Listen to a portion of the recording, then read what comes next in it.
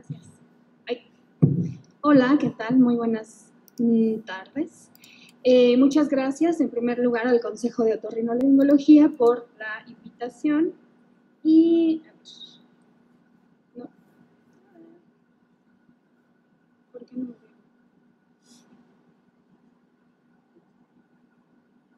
Gracias.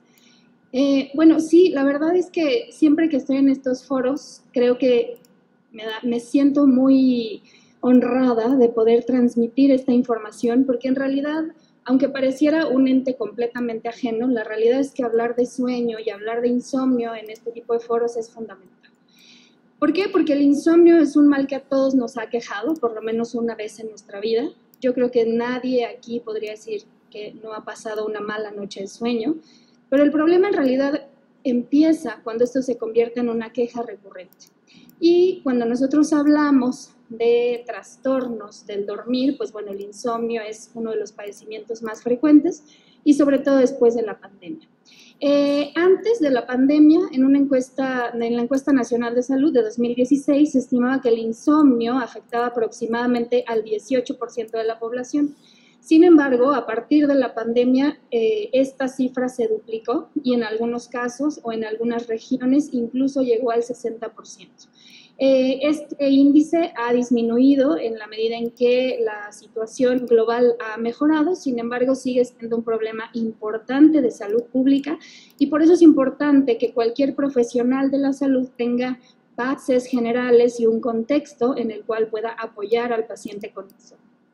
Y bueno, pues sin más, ¿por qué hablar de insomnio, además específicamente en un taller de apnea de sueño? Bueno, pues porque son dos entidades que están íntimamente relacionadas. Los pacientes que cursan con insomnio y los pacientes que cursan con apnea obstructiva de sueño van a tener algunos síntomas compartidos. Específicamente, recordemos que ambas entidades van a generar síntomas tanto durante la noche como durante el día. Obviamente, durante la noche podemos tener un incremento en la latencia sueño en un porcentaje de pacientes. Vamos a tener despertares durante la noche. En algunos pacientes incluso tenemos lo que se conoce como insomnio tardío o despertar prematuro, es decir, en medio de la noche el paciente despierta y es incapaz de volver a conciliar el sueño y adicionalmente durante el día pues vamos a tener síntomas. Cansancio, somnolencia, bajo deterioro cognitivo, más bien vamos a tener deterioro cognitivo, bajo rendimiento y vamos a ver que el paciente empieza a afectar diferentes entornos de su vida cotidiana. Vamos a ver mayor propensión a la depresión, a la ansiedad, vamos a ver también que se empieza a ver afectada su socialización y hay más riesgo de diferentes enfermedades de las que vamos a hablar. Entonces, bueno, cuando se presentan ambos trastornos, en inglés se utiliza este término para hablar de pacientes que tienen como comorbilidad insomnio y apnea de sueño. Incluso dentro de los endotipos de la apnea de sueño, pues bueno, se reconoce un grupo de pacientes que van a cursar con insomnio. Se han hecho algunas revisiones, aquí les presento algunas, en donde, por ejemplo, en la revisión que hace Chung en 2005, dice que de los pacientes que cursan con apnea de sueño, el 59% va a referir insomnio de mantenimiento. Y eso es algo común, ¿no? A nosotros llegan muchas veces pacientes que tienen como queja el insomnio, ¿no? ¿Por qué? Porque la apnea obstructiva de sueño genera múltiples despertares y posteriormente el paciente empieza a desarrollar una ansiedad asociada a estos despertares. Y entonces despiertan espontáneamente o por necesidad de ir al baño y después no pueden volverse a dormir. Después, en un estudio que se hizo en 2014, también existen 3 tipos de pacientes. Estos que mencionaba el doctor Lugo, que son asintomáticos, ¿no? Que dicen yo estoy bien, yo no tengo sueño en el día, yo no tengo problemas en la noche. Y luego está el grupo que tienen somnolencia excesiva diurna, pero hay un grupo que va a referir insomnio o va a referir otro trastorno de sueño que también puede dar como queja dificultad para iniciar el sueño, que es el síndrome de piernas inquietas, que dentro de la acción de trastorno de sueño se encuentra en el grupo de trastornos de movimiento y se caracteriza por una sensación de incomodidad en las extremidades que se puede referir como hormigueo, comezón o simplemente la necesidad de frotar las piernas. Tiene un componente circadiano, se presenta solo en la noche y no permite que el paciente concilie el sueño. Y luego Crawford en 2017 dice que hay una correlación en el 70% de los pacientes que tienen apnea con un tipo de insomnio por lo menos leve. Ahora bien, ¿en qué momento vamos a hablar de insomnio? Pues bueno, el insomnio, para hablar de insomnio, primero tenemos que recordar qué es dormir bien. Y entonces la doctora Carolina ya nos hablaba de los componentes del sueño normal. El sueño normal que va a estar estructurado de una manera cíclica, ¿no? Que va a componerse de 4 fases de sueño. Y entonces nosotros tenemos que tener muy claro qué habla de un buen dormir, qué es dormir bien, y a partir de eso entender cuáles son los procesos patológicos. Específicamente, nosotros podríamos decir que para que haya un buen sueño tenemos que tener 4 componentes. El primero, y es el que nos marcaba la doctora Carolina Escobar, pues bueno, es que el sueño se componga de un número determinado de horas y esto va a variar de acuerdo a la edad. No va a dormir lo mismo un niño que un adolescente, que un adulto mayor. Pero bueno, digamos que en los adultos un promedio de 7 a 9 horas sería lo recomendado, 6 lo mínimo y más de 10 o menos de 6 ya se considera algo patológico. Y por otro lado, este sueño debe de componerse de estas fases de sueño, el sueño de movimientos oculares rápidos y luego sin movimientos oculares rápidos, estas 3 etapas, y eso nos habla de calidad de sueño. No es lo mismo el paciente que pasó el 80% en un sueño ligero y que casi no tiene sueño profundo, al que logra integrar sus ciclos de manera adecuada, también de acuerdo con su edad y con las funciones del sueño. Otro elemento importante es que el sueño sea continuo, es decir, sí puede haber despertares durante la noche. De hecho, cada vez que termina un ciclo de sueño podemos tener un despertar, pero estos despertares no deben de ser duraderos y al paciente no le tienen que generar ansiedad, angustia o incomodidad y debe ser capaz de conciliar el sueño rápidamente. Y por último, el sueño debe de suceder de acuerdo al ritmo circadiano, es decir, nosotros estamos hechos para dormir durante la noche, porque nuestro ciclo de sueño-vigilia coincide con los periodos de luz-oscuridad, de tal forma que el sueño va a ser más profundo durante la noche, porque se van a llevar a cabo una serie de procesos fisiológicos que determinan la noche. Y entonces, ¿qué nos hace dormir cada noche? ¿No? Bueno, pues existen diferentes procesos. Desde hace ya varias décadas se ha descrito que para que nosotros podamos dormir se requiere que haya 2 procesos y a esto se le llama el sistema dual. ¿Qué significa eso? Bueno, por un lado está este ritmo circadiano en el cual nosotros vamos a tener los ritmos de sueño asociados con la oscuridad y esto va a requerir de otros procesos. Y por otro lado tenemos a la homeostasis. ¿Qué significa? Bueno, pues durante el día, una vez que yo despierto, obviamente tengo energía, estoy restaurado, y durante el día voy a ir gastando esta energía y al mismo tiempo se va a ir acumulando adenosina a nivel del sistema nervioso central. Noche, esta adenosina está en su punto máximo, idealmente va a coincidir con la oscuridad y en ese momento me voy a dormir. Ahora, ¿qué hace o qué hormonas van a estar regulando estos procesos? Bueno, pues nosotros tenemos en el cerebro, en el núcleo supraquiasmático, esto es una estructura que está por debajo del hipotálamo y que va a recibir información a través de la retina, viajando por el tracto retino-hipotalámico. Llega la información luminosa, mi cerebro sabe que tengo que estar despierto. Se apaga la luz y entonces mi núcleo supraquiasmático manda información a la glándula pineal y la glándula pineal empieza a liberar melatonina. Esta secreción de melatonina, ¿qué va a generar? Bueno, qué bueno que me sé la presentación. Vamos a recibir esta estimulación luminosa a través de la retina, viaja al núcleo supraquiasmático, de ahí a la glándula pineal, y este núcleo supraquiasmático es mi reloj central, pero no es el único. Cada órgano de nuestro cuerpo tiene su propio reloj y este reloj central va a coordinar a los demás relojes a través de la secreción de melatonina periférica. ¿Eso qué significa? que si mi reloj central está desajustado, entonces se va a desajustar el mecanismo de los demás órganos.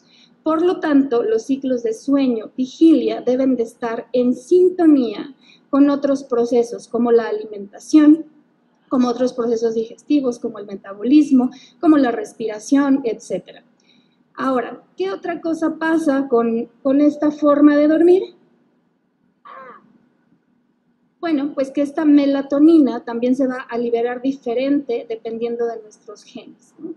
Habemos personas que somos más matutinas, es decir, te despiertas muy temprano, pero apenas se pone el sol y tienes la necesidad de dormir.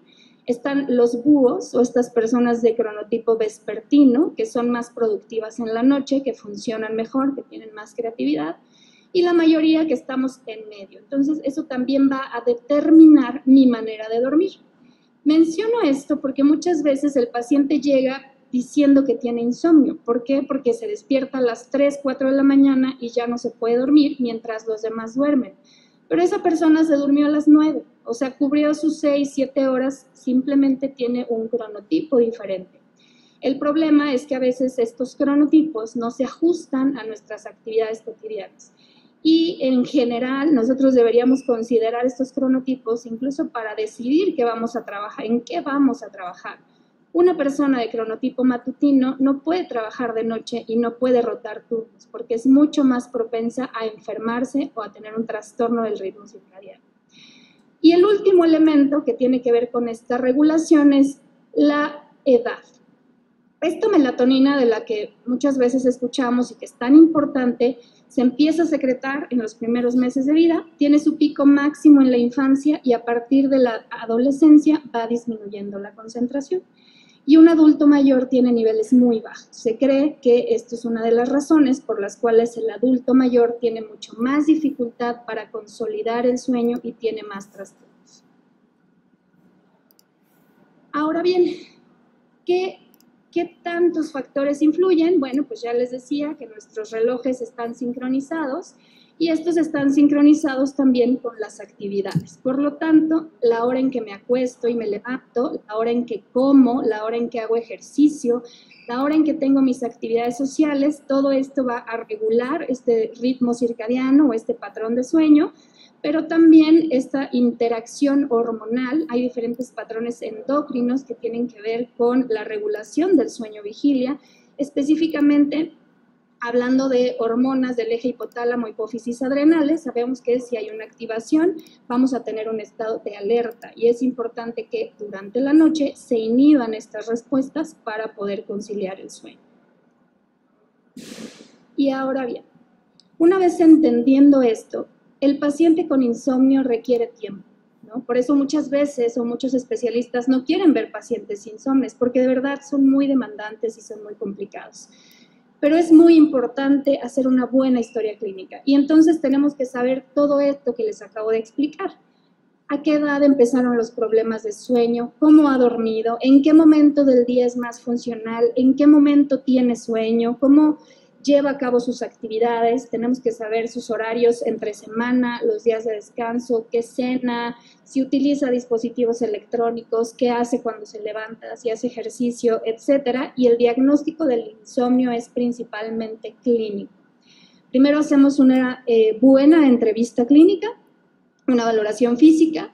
Podemos ayudarnos de algunos cuestionarios o escalas. Hay escalas validadas en México, como el índice de severidad del insomnio, el cuestionario de calidad de sueño de Pittsburgh y además podemos complementar con otras herramientas, como por ejemplo el uso de diarios de sueño, y eso es muy importante. Porque cuando el paciente de insomnio va a tu consulta, te va a narrar la peor noche de su vida. Y no todas son así, habrá algunas peores, algunas mejores, y el diario de sueño te permite establecer una situación basal a lo largo del tiempo. Entonces, ¿qué haces? Primera consulta de paciente insomne, le das un diario de sueño en donde te va a anotar a qué hora se acostó, cuánto tardó en dormir, a qué hora despertó, cómo se sentía durante el día, si tomó una siesta, si bebió bebidas con cafeína, si hizo ejercicio, y esto a partir de 15 días, entonces te permite identificar qué abordaje terapéutico vas a llevar a cabo. La polisomnografía solamente se va a indicar cuando sospechamos que este insomnio es secundario a otro trastorno de sueño, por ejemplo, un trastorno respiratorio, trastorno de movimiento o trastornos neurológicos. De acuerdo con la clasificación internacional de los trastornos de sueño, bueno, existen 3 tipos de insomnio y esto se va a definir de acuerdo a la duración. Un insomnio que dura de 1 a 3 meses se va a definir como un insomnio agudo. Cuando dura más de 3, lo vamos a llamar un insomnio crónico. Perdón, más de 6 meses se va a llamar crónico. Y tenemos otros tipos de insomnio en donde están insomnios secundarios a consumo de sustancias, a otras enfermedades, insomnio secundario al consumo de benzodiazepinas, que eso es un insomnio importante porque tiene que ver con tratamientos mal aplicados, o bien trastorno secundario a padecimientos médicos, psiquiátricos, neurológicos. Hay variantes normales y también por eso es importante entender cómo es el sueño. Hay pacientes que requieren pocas horas de sueño, aunque es un porcentaje chiquitito de la población, y hay pacientes que no tienen nada que hacer y pasan 12 horas en la cama, aunque duerman 7. Y aunque pareciera absurdo, a veces ese es el motivo de consulta. Entonces, por eso tenemos que saber cuánto tiempo pasa el paciente acostado. Los criterios diagnósticos, bueno, debe haber dificultad para iniciar, para mantener el sueño o simplemente un despertar sintiendo que el sueño no fue reparador. Esto debe presentarse en circunstancias propicias y adecuadas para dormir. Es importante también que en el caso de los niños hay que considerar que el sueño no se puede dar sin la presencia de los padres o algún tutor. Tiene que haber síntomas durante el día, entre los cuales podemos tener cansancio, deterioro cognitivo, irritabilidad, cambios en el estado de ánimo.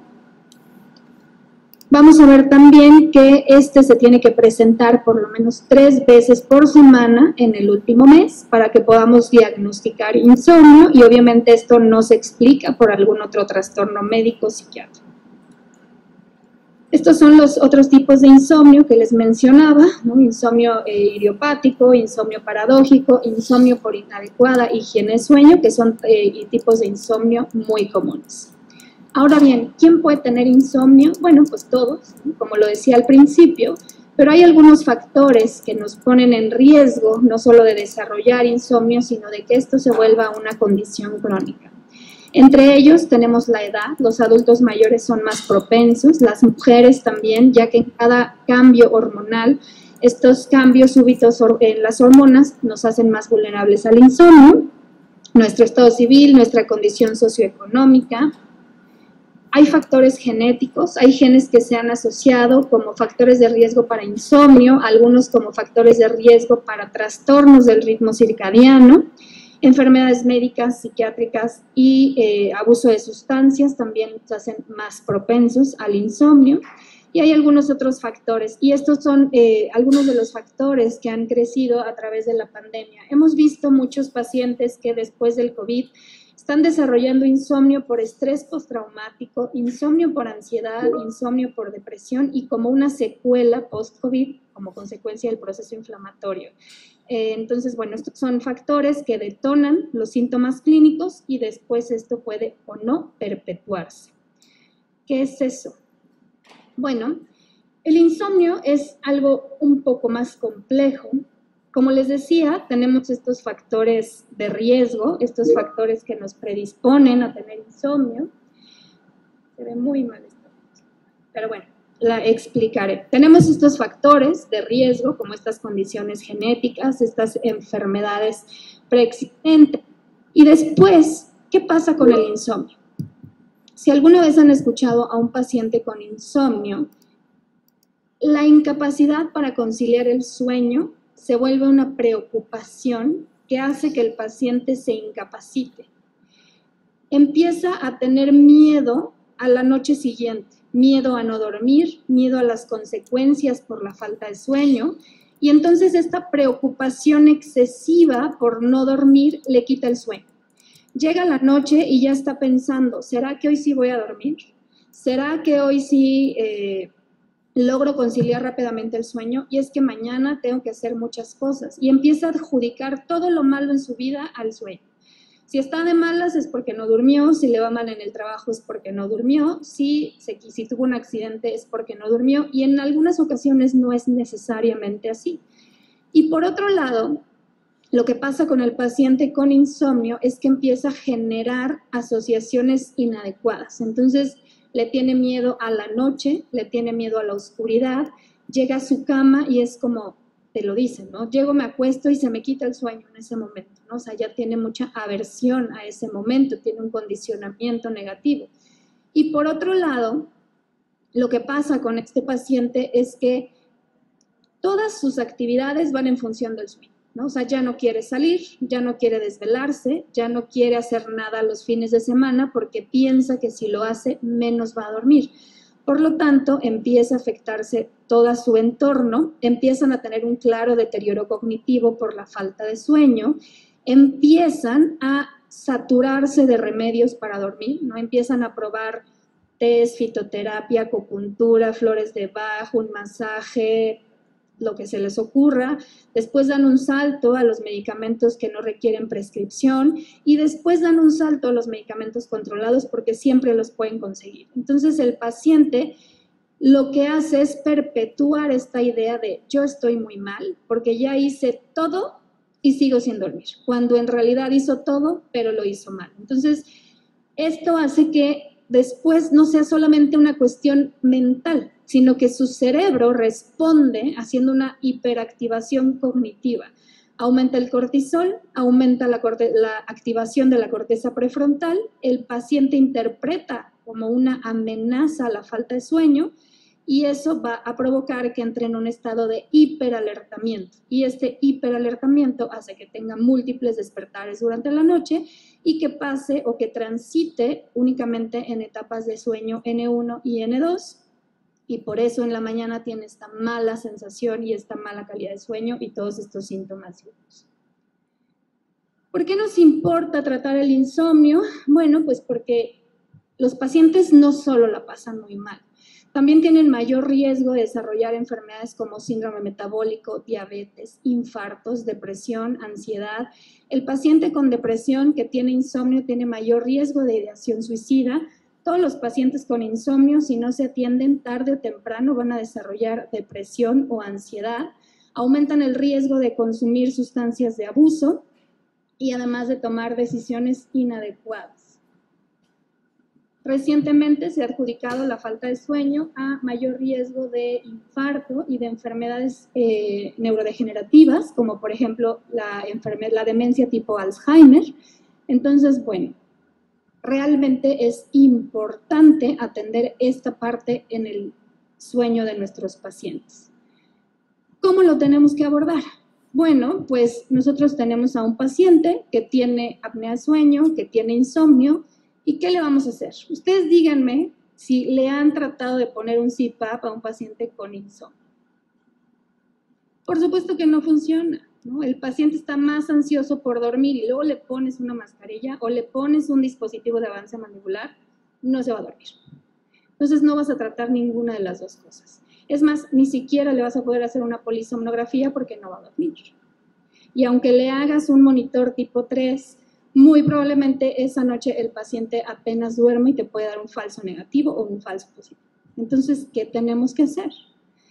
No nos podemos olvidar del insomnio, no podemos decir eso yo no lo veo, ¿no? O sea, tenemos necesariamente que ir más allá. ¿Qué está generando el insomnio? Las apneas, bueno, sí, pero ya desarrolló ansiedad, ya activó este hiperalertamiento, ¿cómo lo corregimos? Entonces, bueno, de entrada hay que cambiar esta visión, hay que hacer un abordaje integral. ¿Por qué dar tratamiento? Pues porque se altera el desempeño del individuo, su calidad de vida, impacta en el riesgo de otras enfermedades, etc. ¿Cuál es el objetivo del tratamiento? Que mejore la calidad de sueño, que yo lleve a este paciente a estos elementos de sueño adecuado. ¿Eso qué significa? Que duerma las horas que debe de dormir, que duerma de manera continua, pero que su sueño sea de buena calidad. No me sirve de nada que duerma, a lo mejor lo anestesio con un Valium, pero el paciente está durmiendo en sueño ligero y le estoy quitando el sueño de ondas lentas. Ese no es mi objetivo. Mi objetivo es darle calidad de sueño, que tenga un sueño continuo y que suceda de acuerdo con su reloj biológico, con su ritmo circadiano. Tenemos además que generar una asociación positiva. Dormir es un placer y al paciente insomne se le olvida. El paciente dice, yo perdí esa capacidad, yo ya no tengo esas ganas de dormir y eso es lo que tenemos que regresar. Tenemos que reeducar al paciente para que sea capaz de dormir. Existen diferentes guías de tratamiento para el insomnio y en lo único en que todas coinciden es que en la primera línea de tratamiento tenemos que hacer terapia cognitivo-conductual. No importa si al paciente adicionalmente le damos un fármaco, si no hacemos terapia cognitivo-conductual no va a salir. Suena muy complicado, pero yo les voy a decir qué cosas sí podemos hacer que son muy sencillas y que van a tener grandes resultados. Siguiente punto, farmacología. Y existen diferentes opciones. Recientemente se empiezan a usar agonistas orexinérgicos, pero no están disponibles en México, por lo tanto nuestra primera línea de tratamiento son los fármacos Z, estos no benzodiazepínicos, de los cuales tenemos disponible básicamente Zolpidem, y seguimos podemos usar benzodiazepinas en algunos casos, pero las que tengan una vida media corta. Posteriormente se recomienda el uso de antidepresivos y también se pueden utilizar antihistamínicos, melatonina y algunos otros fármacos que puedan tener un efecto inductor de sueño. Algo importante, depende del tipo de insomnio, ¿no? Si yo tengo a un paciente que tiene insomnio de inicio, pues yo le voy a dar un fármaco que tenga una vida corta, como por ejemplo el Zolpidem regular. Si mi paciente tiene problemas de continuidad, pues entonces uso un Zolpidem de liberación prolongada. Si yo tengo a un paciente que tiene un componente ansioso, pues entonces uso un antidepresivo que tenga un efecto sedante en pequeñas dosis.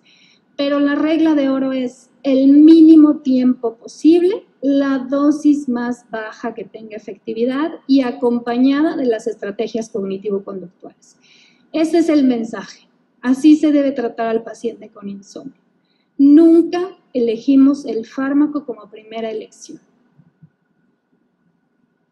Y bueno, como dicen las guías, no sé por qué se ve muy mal, pero bueno, esto es lo que les acabo de decir. Primera opción, terapia cognitivo-conductual. No responde mi paciente, me regreso a evaluar ansiedad, depresión, comorbilidad con otros trastornos de sueño y entonces puedo usar tratamiento combinado. ¿Qué es la terapia cognitivo-conductual? Bueno, pues la terapia cognitivo-conductual tiene todos estos elementos. En primer lugar, la restricción de sueño. ¿Y esto qué significa? El paciente pasa demasiadas horas en cama y en realidad duerme poco. Entonces, lo primero que yo le voy a decir a mi paciente es, estás pasando 9 horas en la cama, duerme 6. Entonces, te recorto esas 3 horas que no estás durmiendo y nada más tienes 6 horas para estar en la cama. Es lo único. Cuando mi paciente logra una eficiencia de sueño del 90% en esas 6 horas, entonces le aumento el tiempo en cama y así progresivamente hasta llegar al tiempo esperado. Control de estímulos, que significa asociar positivamente la cama con todo aquello que te hace dormir. Higiene de sueño, muchos la conocen, al final repasaremos un poquito. Técnicas de relajación y terapia cognitiva. Lo primero que tengo que hacer con mi paciente es darle una sesión por lo menos de psicoeducación. ¿Qué es eso? Lo que estoy haciendo hoy. Explicarle, de acuerdo a su edad, de acuerdo a su género, de acuerdo a sus características, cuánto realmente tiene que dormir, ¿no? O sea, porque a lo mejor tiene esta idea de, no, es que tienen que ser 8 y yo duermo 6:30 y con eso me siento bien, pero dicen que son 8, ¿no? Entonces, bueno, vamos a ver cuántas necesitas tú. ¿Cómo cambia el sueño a lo largo de la vida? Si es un paciente de 70 años, obviamente no va a llegar a las 8 o a las 9 horas, es muy poco probable. Su sueño va a ser más fragmentado, etc. Entonces, le tengo que explicar cómo funciona el sueño. Si le voy a quitar el café, le tengo que explicar que el café o la cafeína bloquea la adenosina y entonces no va a dormir, porque si no me va a decir, a mí el café no me hace nada. Yo me tomo un café antes de dormir. Y entonces, si tú le dices, claro, no te afecta la latencia sueño, pero sí aumenta el número de despertares. Deja el café y ve cómo duermes diferente y lo empieza a hacer. le hace sentido. O si yo le digo, de verdad, quítate la pantalla porque si no la melatonina no se libera, a lo mejor no entiende muchas cosas, pero sí entiende que tiene una consecuencia lógica y es más fácil que siga las reglas que le voy a dar. El control de estímulos consiste en empezar a hacer asociaciones con el sueño. Entonces, el paciente tiene que hacer una rutina, tiene que asociar el horario, las actividades previas para poder conciliar el sueño. Es importante que mantenga un horario y eso es fundamental. Primera regla, acuéstate y levántate a la misma hora y tiene que ser temprano. Estos conceptos de entre semana duermo poquito porque tengo que trabajar, pero el fin de semana me recupero, no son ciertos. El sueño perdido no se recupera. Pero si duermes más el fin de semana, entonces desajustas tu reloj biológico y entras a lo que se llama jet lag social. Entonces es muy importante mantener horarios regulares. A lo mejor el paciente necesita dormir un poco más el fin de semana, 1 hora podemos agregar, no más. Restricción de estímulos. La cama es para dormir y para la actividad sexual. Si el paciente lleva 15 a 20 minutos y no se puede dormir, se tiene que salir de la cama y hacer alguna otra actividad. ¿Qué buscamos con esto? Evitar las rumiaciones, ¿no? O sea, si el paciente no puede dormir, empieza a pensar en cosas que tiene que hacer, en sus pendientes, y luego empieza a pensar en por qué no puedo dormir, por qué los demás sí, por qué me pasa, algo me hace falta, muchas ideas que llegan a tener. Entonces hay que evitar esto sacándolos de la cama y llevándolos a hacer una actividad que los distraiga. Y esto va a suceder cada vez que el paciente se despierte. Es muy importante que el paciente con insomnio no haga siestas, ni siquiera de 15 minutos. Mientras estamos en tratamiento, las siestas están prohibidas. La higiene del sueño. Bueno, estas son las recomendaciones que da la World Sleep Society, ¿no? Que son estas reglas que siempre hemos escuchado. Horarios regulares, habitación ventilada, evita los dispositivos electrónicos, cena 2 horas antes de dormir, etc. ¿Qué está prohibido hacer con la higiene de sueño? Imprimir una hojita y dársela al paciente porque les aseguro que va a fracasar. Si el paciente seguramente ya vio eso en internet, esto lo encuentras en 2 segundos haciendo una pequeña búsqueda. ¿Qué sí tenemos que hacer?